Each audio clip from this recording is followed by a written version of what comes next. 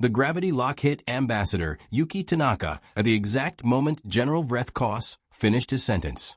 She felt it first in her knees. A crushing weight, as if the ceiling had been placed on her shoulders. Her chair groaned against the assembly floor. Her hands gripped the armrests. Her teeth clamped together. She did not fall. She would not fall. Not here.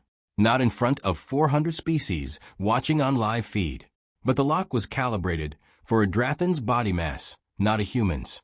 Her spine compressed. Her vision blurred. Blood rushed to her head. Around her, the Galactic Concordance assembly stretched in a vast amphitheater of polished obsidian and floating light panels. And every single delegate was watching her struggle. General Vreth Koss stood 3 meters away. 8 feet of layered chitin, forearms crossed over his thorax, mandibles clicking in what passed for Drathan amusement. His ceremonial armor gleamed under the chamber lights, each plate engraved with the names of worlds he had conquered. 17 worlds. He had listed them during his interruption, as if the number mattered, as if conquest made him right. "You will kneel," Vreth said. His voice boomed through the chamber's translation matrix, flat and metallic in every language simultaneously. "You will kneel, and you will thank me for teaching your species its proper place in this galaxy." Yuki's arms shook. Her knuckles were white. Somewhere behind her, she heard the soft murmur of the delegation aides, her own people, 3 junior diplomats who had traveled 9 weeks to be here. She did not look back at them. She could not. If she turned her head, the gravity lock would shift and she would collapse sideways, and that image would be worse than kneeling. "The Kepler Shelf mining negotiations," she managed, her voice strained but level, "are a matter of mutual economic.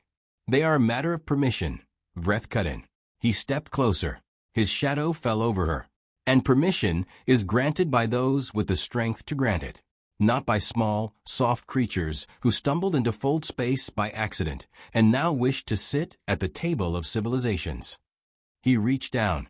One massive clawed hand closed around her datapad, the one containing 11 months of negotiated terms, environmental surveys, trade projections, and lifted it from the podium.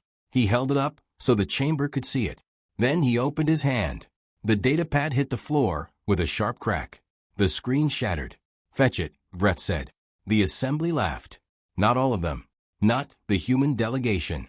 Not the quiet observers from the Oran Collective or the pale, still delegates of the Thessari.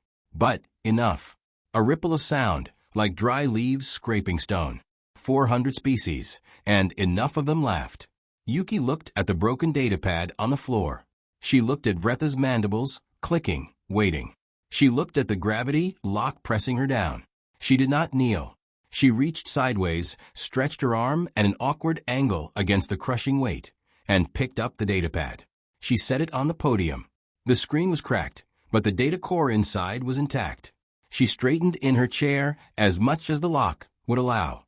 "I will relay your concerns to my government, General," she said. The laughter swelled. Vreth threw his head back and produced a sound like grinding metal. Drathan laughter. He turned to the assembly and spread all 4 arms wide. "You see," he announced, "they do not even have the spine to be properly humiliated. This is what humanity brings to the Concordance. This is the species that asks us for mining rights." The gravity lock disengaged. Yuki gasped. Color flooded back into her vision. She stood slowly, carefully, on legs that trembled. She gathered her notes. She bowed once to the assembly speaker, a gesture of protocol, not submission, and walked out of the chamber. Her 3 aides fell in step behind her. None of them spoke. The corridor outside was long and white and silent. Their footsteps echoed. At the corridor's end, Yuki stopped. She placed her palm flat against the wall. She breathed. 1 breath. 2. 3. Then she opened a secure channel to Earth. "Get me the director," she said. "Priority 1. And pull the broadcast feed. Every angle. I want the galaxy to see exactly what happened in there." The feed reached Earth in 4 hours and 11 minutes, the minimum fold space relay delay between the Concordance station and the Sol system. By the time it hit the public networks, it had already been clipped, subtitled, and shared across 11 billion screens. The footage showed everything. The interruption, the gravity lock, the datapad on the floor, the laughter. Vretha's forearms spread wide, and Yuki Tanaka, standing up, walking out, not running, not crying, walking. On Earth, the reaction was not what the galactic commentators predicted.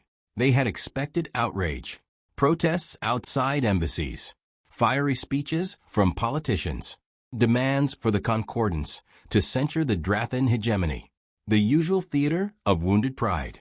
What they got was silence. The United Earth Directorate issued a one-line statement. We acknowledge the events at the Concordance Assembly. We are reviewing our position. Then every government channel went quiet.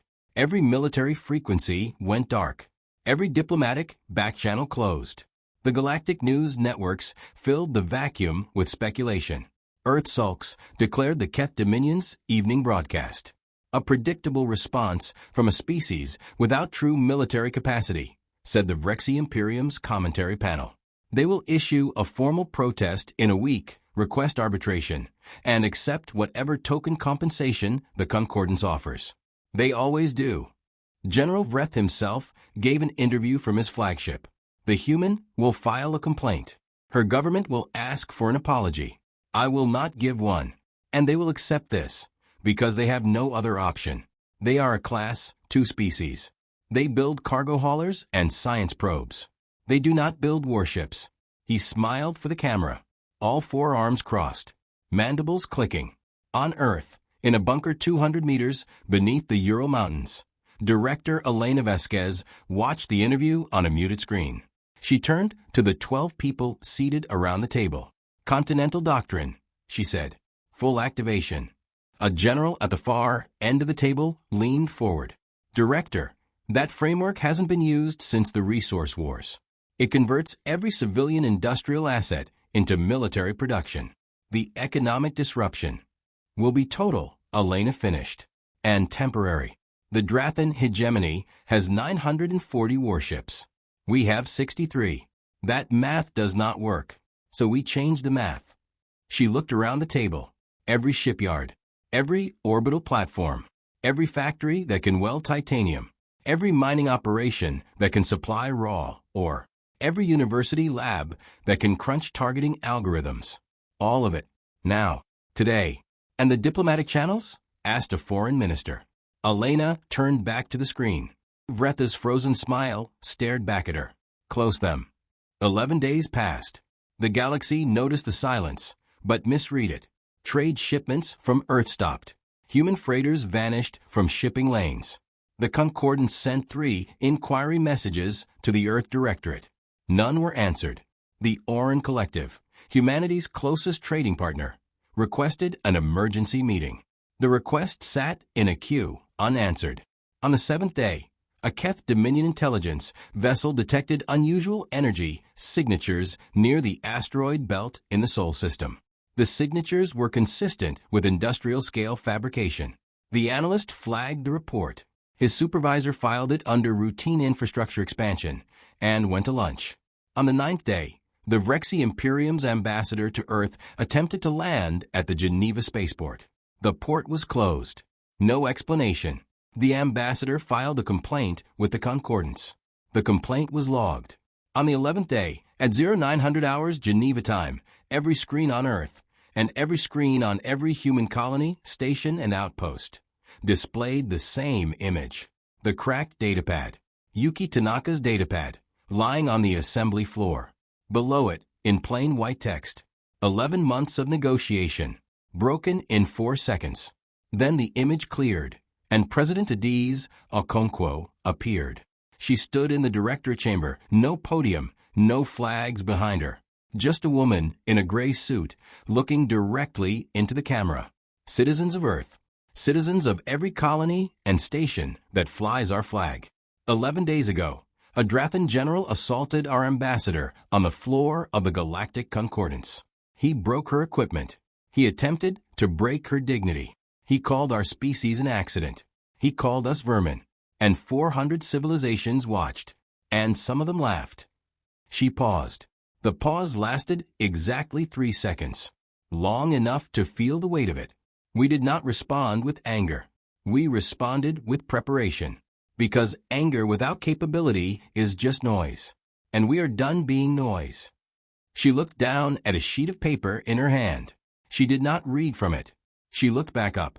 As of this moment, the United Earth Directorate issues a formal declaration of total war against the Drathan hegemony. This is not a request for concordance arbitration. This is not a call for sanctions. This is not an appeal to any external body. This is a notification. We are at war. We will fight it. We will finish it. And we will not stop until General Vreth Koss stands before a tribunal and answers for what he did. She set the paper down. To the Drathan hegemony, you had 11 days to apologize. You used them to laugh. That was your choice. This is ours. The broadcast ended. Across the Sol system, 4,000 shipyards powered up. Not 63 warships. 4,000. Retrofitted cargo haulers with bolted-on railgun batteries. Mining barges stripped and armored. Colony transports loaded with Marines who had been in cryo training for 6 years, waiting for a call they hoped would never come. And at the center of it all, the true warships, the ones Earth had been building in secret for 30 years behind the mask of a peaceful exploratory species. 63 of them, dreadnoughts, each one the size of a small moon, each one carrying enough firepower to crack a continental shelf. The fleet assembled at the edge of Sol space in 14 hours. 4,063 ships. The largest single naval formation in human history. And aboard the lead dreadnought, the UNS Tanaka, Ambassador Yuki Tanaka stood on the command deck in a plain black uniform with no rank insignia. She had refused a commission. She had refused a desk assignment. She had looked Director Vasquez in the eye and said, "I was the one he humiliated. I will be the one he sees when it's over."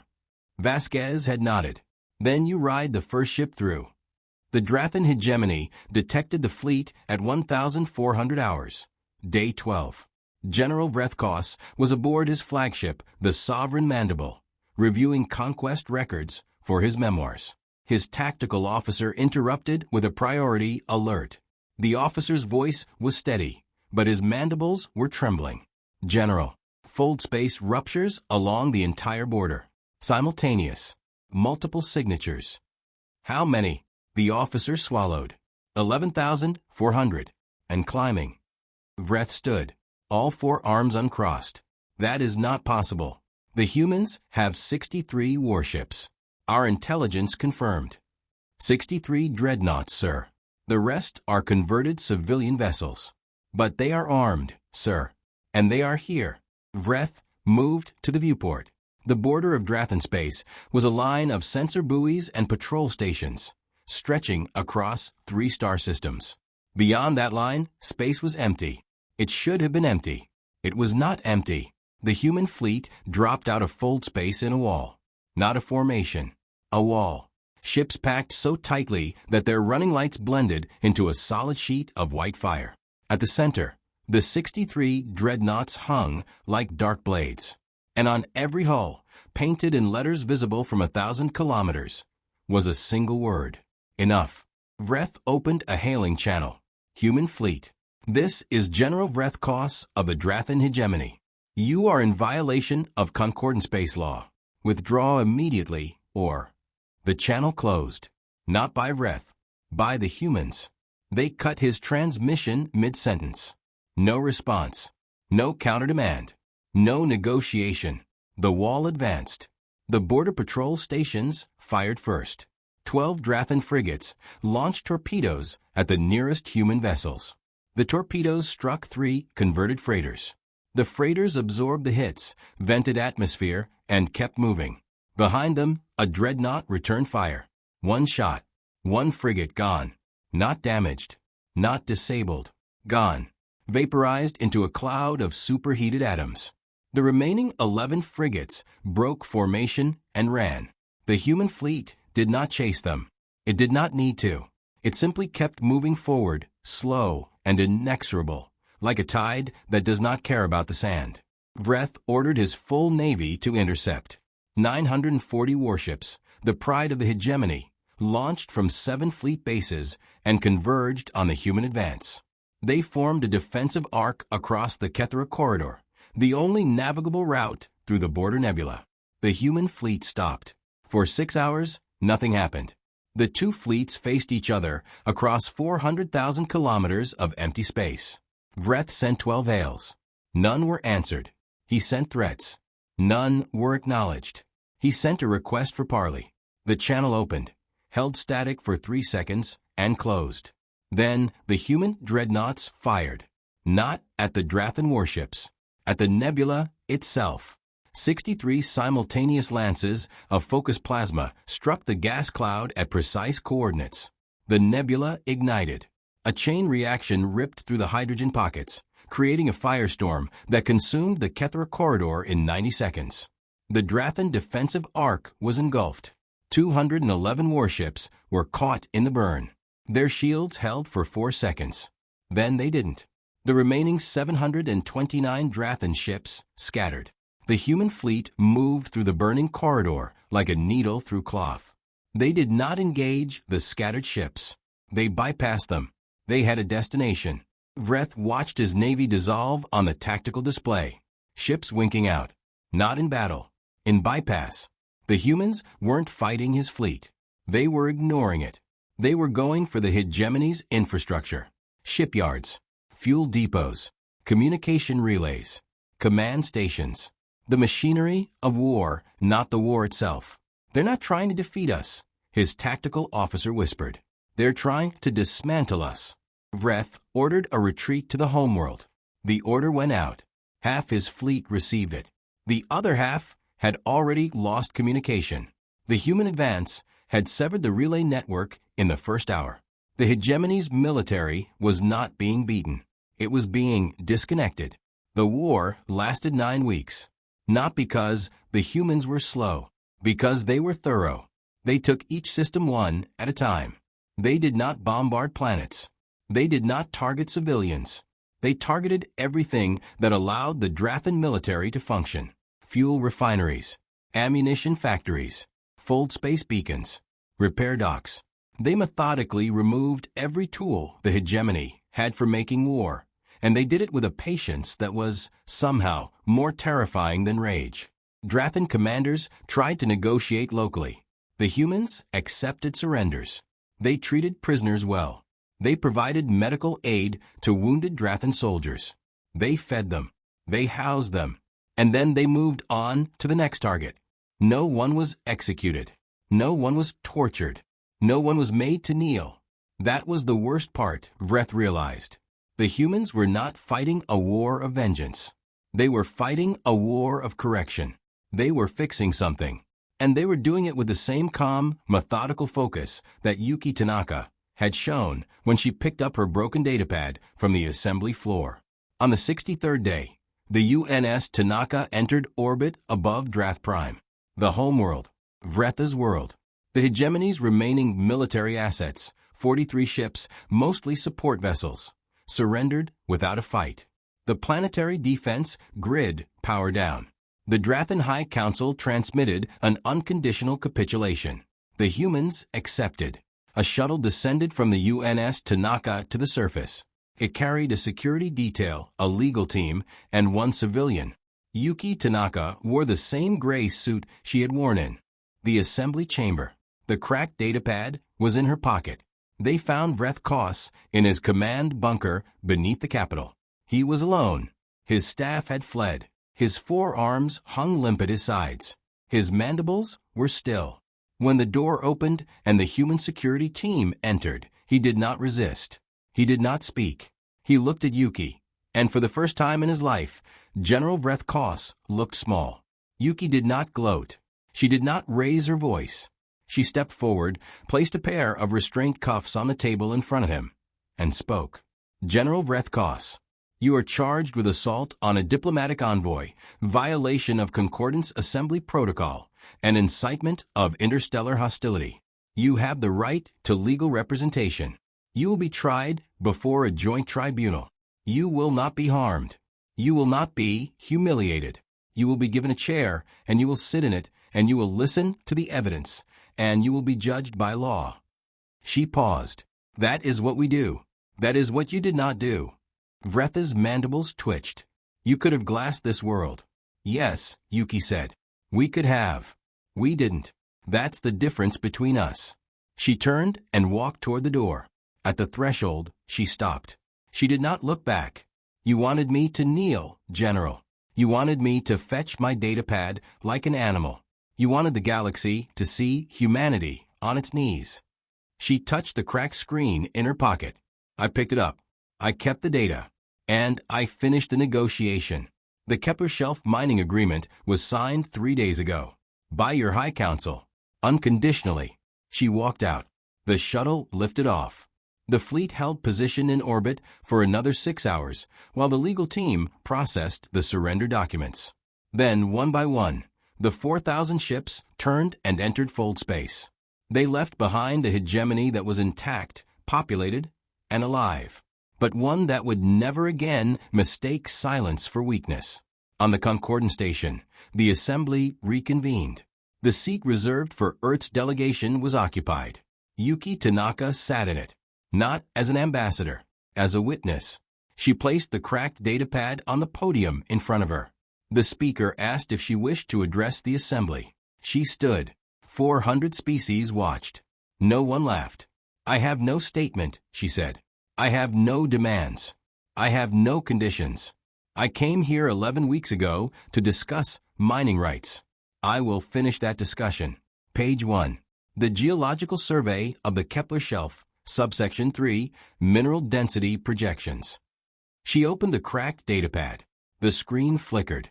The data loaded. She began to read. And the galaxy listened. The end.